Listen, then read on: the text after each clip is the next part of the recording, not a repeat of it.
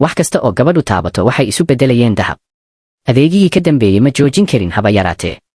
Markii gabadhu rabtay inay alaabo qadiimi ah oo qiimahoodu gaarayo boqolaal milyan u beddesho dahab, hooyadeed ayaa si degdeg ah u joojisay. Gabadhii ma ogayn in alaabaha qadiimiga ahi ay dhab ahaantii ka qiimo badan yihiin dahabka. Aad bay ula yaabtay. Waxay isweydiisay sababta hooyadeed u neceb tahay dahabka. Markaas ayay si qarsoodi ah waddada ugu baxday. Waxay dhagaxyo badan u beddeshay dahab, iyadoo rabta inay caddayso in dahabku yahay wax aad loo jecel yahay. Laakiin markii ay qof shisheeye weydiisay inuu dahabka rabo, qofkii wuxuu ku yidhi waa beenaale. Nin kale ayaa dahabkii qaaday oo baaray, kadibna dhulka ku tuuray. Gabadhii waxay sii wareertay. Waxay isweydiisay sababta qofna u jeclayn dahabka. Iyadoo niyad jabsan ayay dhulka fadhiisatay. Tuugsi agteeda joogay ayaa mooday inay iyaduna sabool tahay. Tuugsigii wuxuu siiyey xabad rooti fidsan. Gabadhii way gaajaysnayd, markaas ayay si toos ah u cuntay. Kadib waxay weydiisay haddii uu hayo rooti kale oo dheeraad ah. Laakiin tuugsigii wuxuu siiyey dhammaan cuntadii uu maalintaas haystay.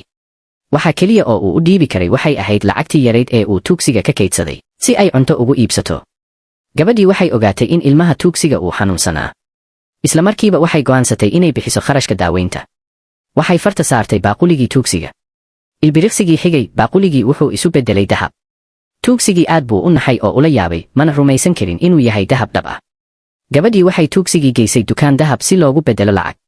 Laakiin shaqaalihii dukaanka markay arkeen dharkooda duugoobay, waxay isku dayeen inay bannaanka ka saaraan.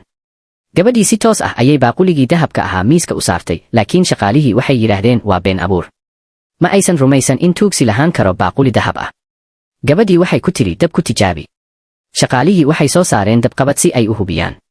Markii la tijaabiyey, qof walba wuu yaabay. Baaquligii dahabka ahaa runtii wuxuu ahaa dahab saafi ah. Maamulihii dukaanka ayaa yimid markii uu maqlay buuqa. Wuxuu xiray muraayadihiisa si taxadar lehna u baaray.